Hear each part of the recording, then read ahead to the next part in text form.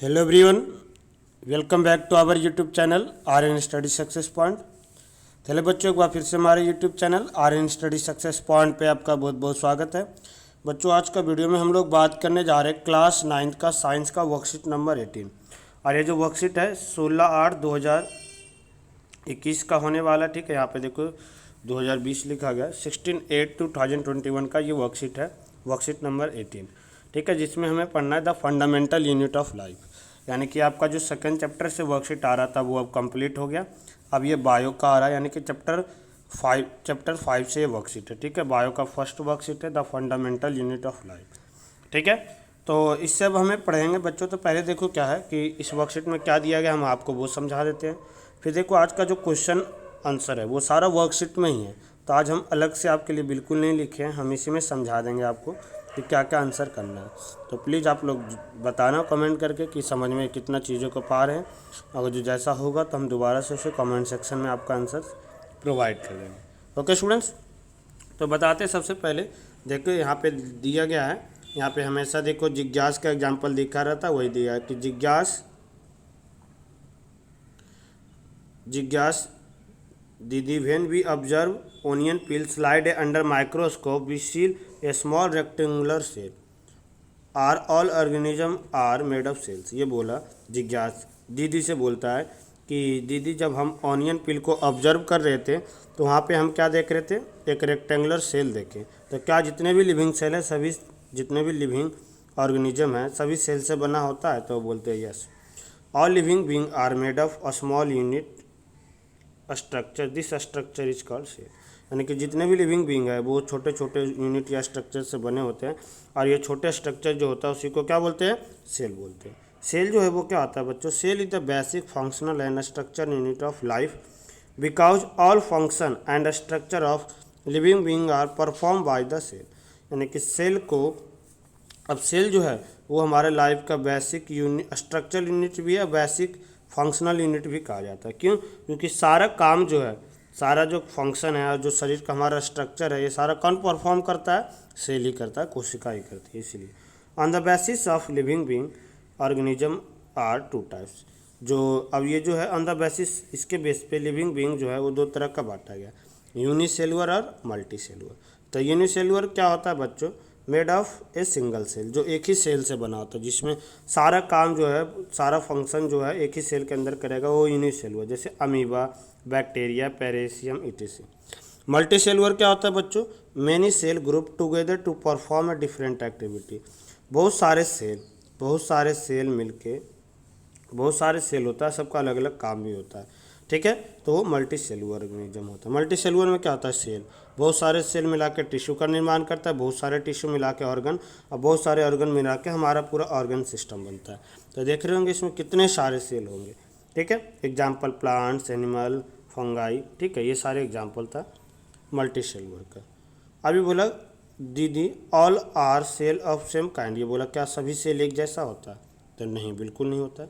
तो नो ज्ञान on the basis of basic structure, basic structure के आधार पे सेल दो तरह का होता है, प्रोकोरेटिक सेल और इक्वरेटिक सेल, ठीक है। तो प्रोकोरेटिक सेल क्या होता है, these are simple cells the nuclear membrane is absent. ये सिंपल सेल होता है और इसमें न्यूक्लियर मेम्ब्रेन जो होता है वो क्या होता है, एब्सेंट होता है, जैसे कि बैक्टीरिया एग्जाम्पल में, ठीक है। इक्वरेटिक सेल क्या होता है, these are complex cell having membrane bonded cell organelles and nucleus. ये कॉम्प्लेक्स सेल होता है और इसमें क्या होता है, इसका मेम्ब्रेन भी होता है, न्यूक्लियस भी, वेल डिफाइंड न्यूक्लियस भी होता है, ठीक है। इक्वरेटिक दो तरह का रखता है, प्लांट इक्वरेटिक सेल और एनिमल इक्वरेटिक सेल। ओके स्टूडेंट्स, तो आई होप कि देखो यहाँ तक प्रोकैरियोटिक और समझ में आ रहा होगा। थोड़ा और डिटेल में हमें दे रखा था प्रोकैरियोटिक और यूकैरियोटिक सेल के बारे में, डिफरेंस हमें लिखना है और यही डिफरेंस आप लोग लिखोगे क्वेश्चन जो दिया गया उसमें इस तरह। प्रोकैरियोटिक सेल क्या होता है, इसका साइज लगभग होता है 10 माइक्रोमीटर तक, इसका जो साइज होता है 5 से लेकर 100 तक होता है, ठीक है, नैनोमीटर माइक्रोमीटर। इसका डिस्टेंस जो होता है, डिस्टेंस जो डिस्टिनिक न्यूक्लियस एब्सेंट होता है, इसका न्यूक्लियस प्रेजेंट होता है। Nucleoid is present, nucleus is present. ठीक है। मोस्ट सेल ऑर्गेनेल एब्सेंट होता है, इसमें ज़्यादातर सेल ऑर्गेनेल एब्सेंट होता है प्रोकैरियोटिक में। इसमें बहुत वेल डिफाइंड न्यूक्लियस होता है, यानी कि membrane bound cell organelles present होता है। इसमें सिंगल क्रोमोजोम प्रेजेंट होता है, इसमें more than one chromosome present होगा। इसका एग्जाम्पल बैक्टीरिया होगा, इसका प्लांट, एनिमल एंड फंगाई। तो इसके बारे में डिटेल में बताया गया। फिर और थोड़ा बताया गया, सेल को सबसे पहले बार डिस्कवर कौन किए थे? Robert Hooke. ठीक है। फिर ल्यू वैन हॉक, ये डिस्कवर किए थे लिविंग सेल को फर्स्ट टाइम। सेल थ्योरी दिए थे स्कैल्डिन एंड स्कैबन के द्वारा दिया गया था। सेल थ्योरी क्या होता है? जितने भी लिविंग बींग हैं वो सभी के सभी सेल से बना है, और हर एक सेल जो बनता है वो पहले के सेल से बनता है। Cells are arise from pre existing cells. ठीक है। तो ये बहुत ही आसान सा टॉपिक्स था आज का वर्कशीट का। अब आंसर भी देखो इसी में ढूंढा गया। यहाँ पे देखो लास्ट में आपको थोड़ा सा माइक्रोस्कोप के बारे में भी दे दिया गया है डायग्राम में, जिससे हम सेल को ऑब्जर्व करते हो क्या होता है। डिफाइन सेल, सेल क्या होता है? तभी हम बताए थे कि cell is the basic functional and structure unit of life. तो आप लोग ये लिख सकते हो। ठीक है। एक तो आप तो ये लिख सकते हैं, cell is the basic functional and structure unit of life. ठीक है, यहाँ तक लिख सकते हो। ठीक है बच्चों, यहाँ से यहाँ तक लिख लेना, अदरवाइज यहाँ से ऑल लिविंग बीइंग से लेके यहाँ तक लिख लेना।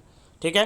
तो ज़रूर बताना फर्स्ट का आंसर समझ में आ रहा है नहीं आ रहा है। ठीक है, कमेंट करके जरूर बताना, अदरवाइज नहीं समझ में आएगा, ज़्यादा बच्चे का कमेंट आएगा, हम नीचे लिख भी देंगे। वैसे आपको सारा A to Z आंसर आज का वर्कशीट में ही है, इसलिए हम नहीं लिखे हैं, ताकि आप लोग वहीं से चीज़ों को समझ लोगे और खुद से भी कर सकते हो।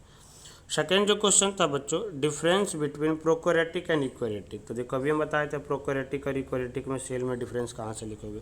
बस यही डिफरेंस आपको लिख देना, ये पूरा आपको लिख देना है, प्रोकैरियोटिक और यूकैरियोटिक सेल के बीच में डिफरेंस। ठीक है स्टूडेंट्स, आ रहा है समझ में? आ रहा है नहीं कमेंट करके जरूर बताना आप लोग। अगला जो क्वेश्चन था कि who discover the cell first, सबसे पहला जो है सेल का डिस्कवर कौन किए थे? तो रॉबर्ट हुक। कौन किए थे बच्चों? Robert Hooke. तो यहाँ से आप लोग ये आंसर लिख देना, cells were first discovered by Robert Hooke. ठीक है, cell were first discovered by Robert Hooke. ठीक है। उसके बाद आज का वर्कशीट का आखिरी क्वेश्चन है, what are unicellular and multi cellular organism, explain with suitable examples. और इसको एक्सप्लेन करना था एग्जाम्पल के साथ। तो मल्टी सेल्युलर और यूनिसेल्युलर क्या होता है, इसको हमें एग्जाम्पल के साथ एक्सप्लेन करना है। तो यहाँ से हम लोग देखो ये लिख देना पूरा आप लोग, यूनिसेल्युलर में ये लिख देना, मल्टी सेल्युलर में ये लिख देना। ठीक है। तो देखो सारा आंसर वर्कशीट में ही था, अब बेहद ही आसान था। तो उम्मीद करते हैं आपको समझ में आया होगा। तो कमेंट करके जरूर रिप्लाई करना आज का सेशन आपके लिए कितना यूजफुल था और कितना चीज़ों को समझे। तो फिर मिलते हैं बच्चों अगली क्लास में। जब तक आप लोग घर पर सेफ रहिए, सुरक्षित रहिए। जय हिंद।